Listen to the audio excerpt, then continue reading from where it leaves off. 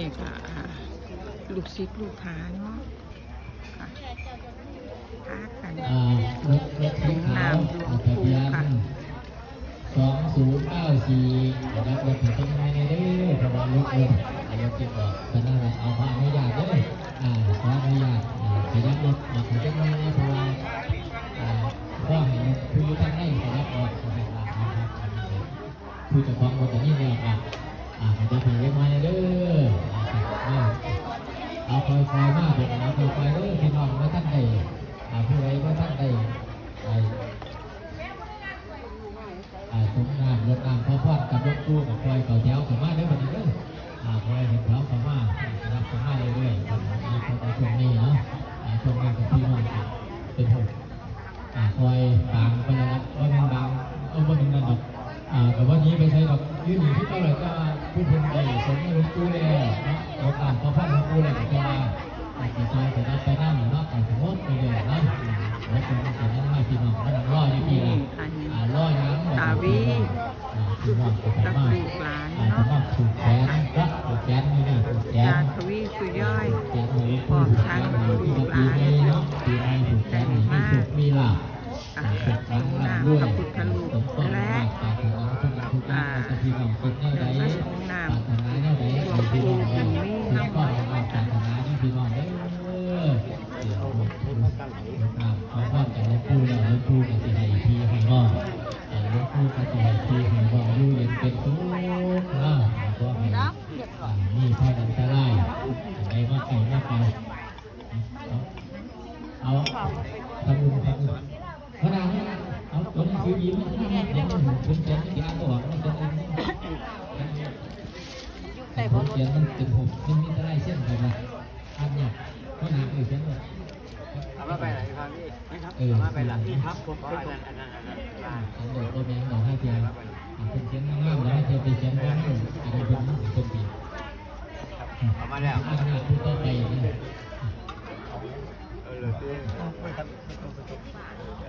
เอามาดีเนาะนี่อยู่นี่กิจท่านะครับนักเรียนเป็นเจ้าท่านะครับมีกิจท่านนักเรียนเป็นเจ้าภาพสร้าง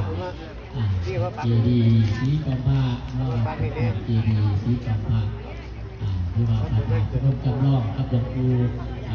สุรินทร์นะครับเนาะเป็นนี่จะถามว่าเป็นคุณณรงค์ศักดิ์เนาะณรงค์ศักดิ์ทิพวรรณมาศูนย์เนาะที่ก็มาศูนย์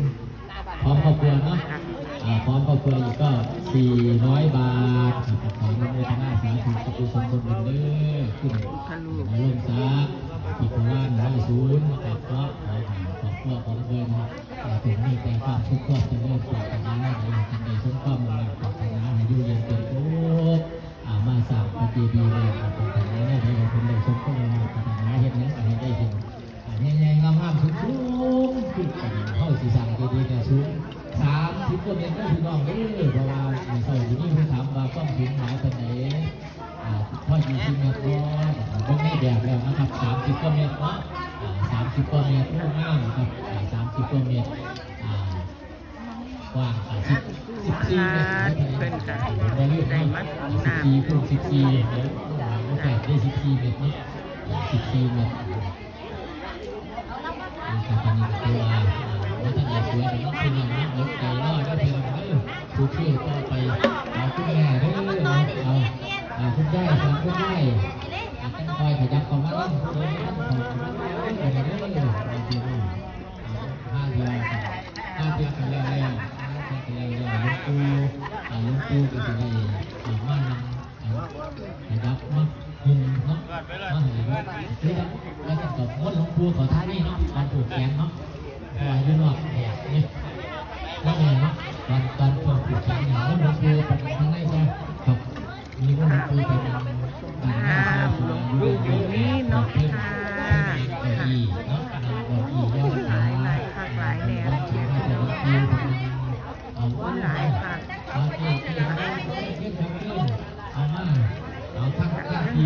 เด็กหน่อยขมาเด้ออันต้องเห็นคนผู้งามต่อไปในหลายผักนะท่านเป็นดี ไปเชียร์น้ำพี่น้องให้เจ้าบ่าวนั่นเองนี่เขียนตัวมันก็ประกาศเลย เขียนไว้นี่วันนั้นเขาเขียนไว้โศกโศก เกียรติพี่น้องผู้ใดเนาะเป็นเจ้าเพื่อนล่ะมาเป็นเจ้าภาพ